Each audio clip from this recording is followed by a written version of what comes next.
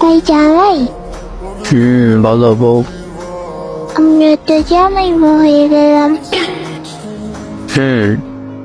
কিন্তু বিয়ে করলাম না। আরে তাই তো, চলো শুভ কাজটা এখনই সেরে ফেলি। আচ্ছা চলো চলো।